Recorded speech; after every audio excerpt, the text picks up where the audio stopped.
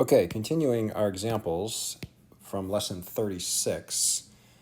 We're going to pick right up with example 3 here. Again, if you want to follow along in the text, this is coming straight from page 241, lesson 36. I'm going to say example 3 is letter I from the lesson practice at the bottom of page 241. It says solve the equation x squared equals 100, and then it has in parentheses, write two possible solutions. So this gets you wondering. Obviously, everybody looking at this can think, what number can I square to get 100? And you very easily can come up with the value of x must be 10. Because 10 squared, again, because 10 squared is 100.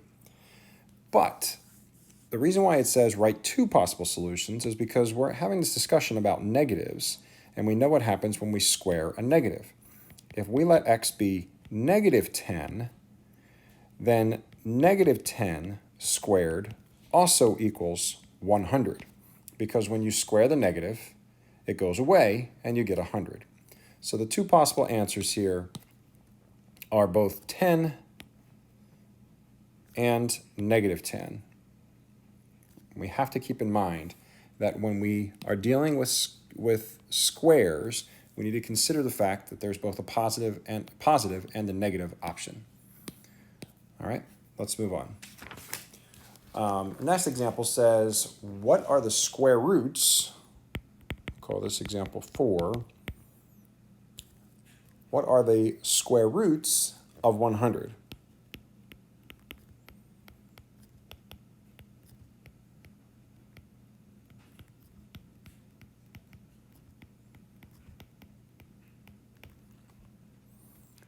In other words, it's asking, what is square root of 100? Well, the simple fact is that the square root of 100 can only be one value. We're asking ourselves, what number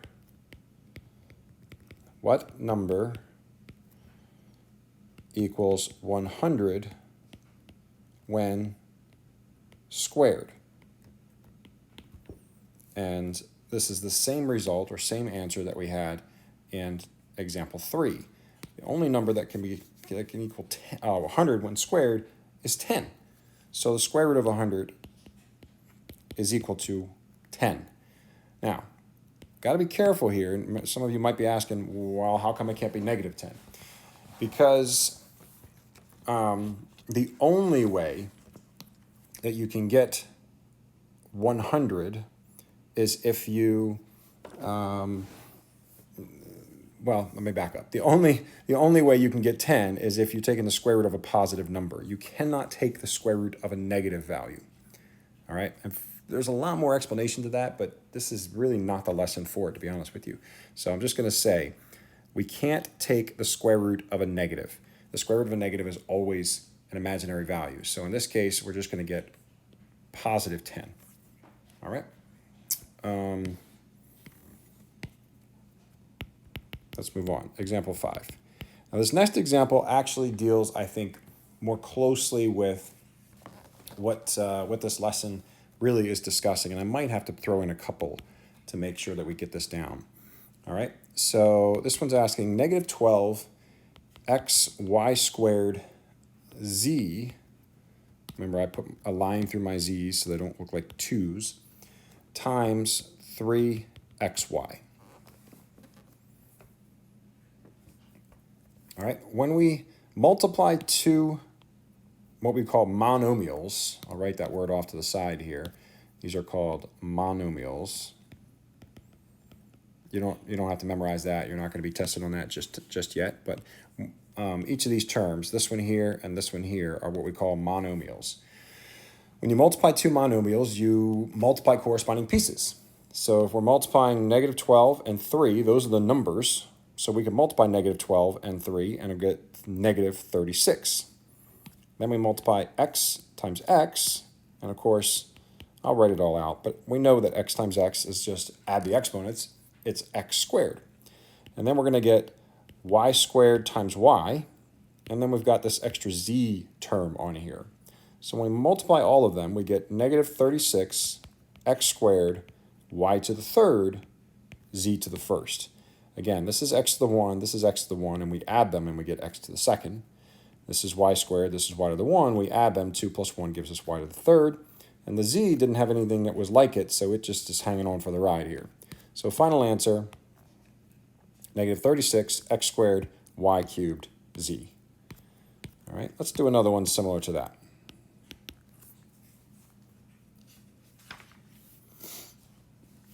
So if I asked you to multiply, let's say, 7 x to the third y times negative 3 x y cubed z to the 3. So z cubed, x to y cubed, z cubed. Once again, we're going to multiply corresponding pieces. So we're going to multiply the 7 times negative 3. And the 7 and negative 3, when multiplied, gives you negative 21. Then we multiply the x cubed times the x. Well, there's 3 here and there's 1 here. We add exponents. We get x to the fourth. Then we multiply y to the first times y cubed. Again, add exponents. You get y to the fourth.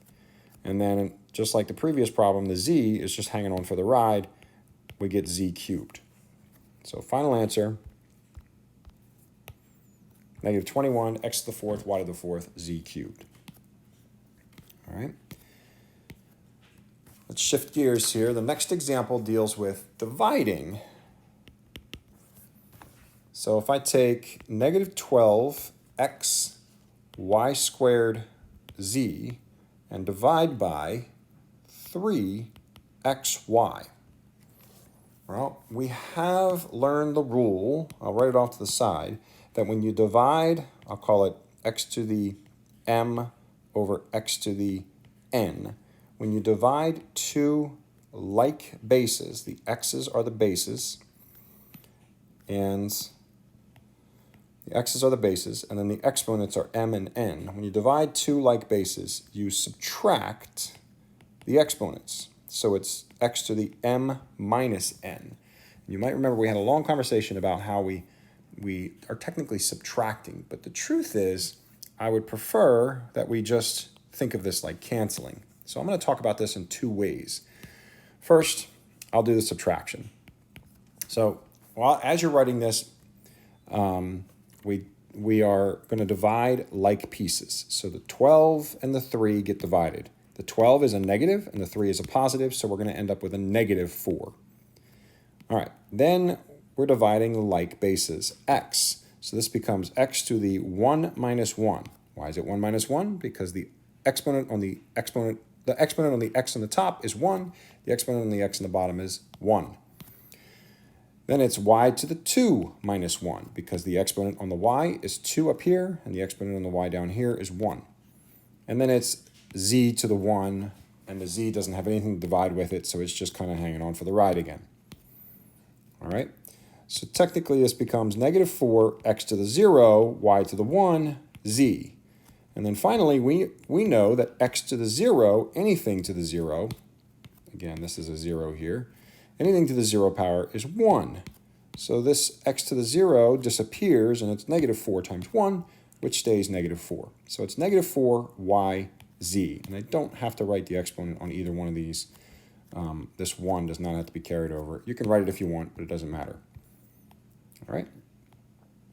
So there's a division example. Let's do one more like that.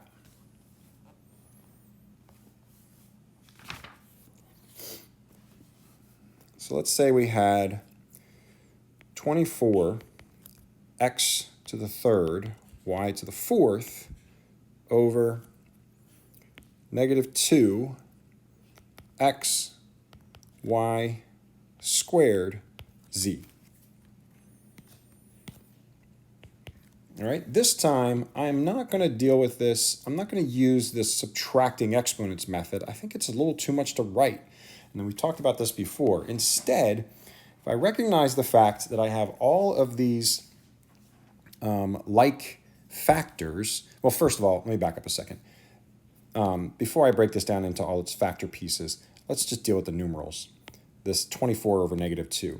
The first step for any one of these problems should be drawing your division line, drawing the line in the middle. All right, now I look at it and I go, okay, well, 24 over negative 2 is basically 12. 24 divided by 2 is 12. But there's a negative on the bottom. We can leave the negative on the bottom, or we can actually shift it to the top. It doesn't really matter where we put it, but for the sake of simplicity, I'm going to leave it on the bottom.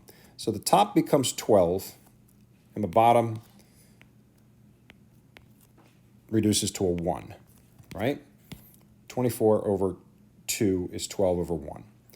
All right, now I'm going to do the same thing with the x's, but before I do this, I'm going to break it apart. X times x times x on the top, and there's one x on the bottom, and then it's y times y times y times y on the top,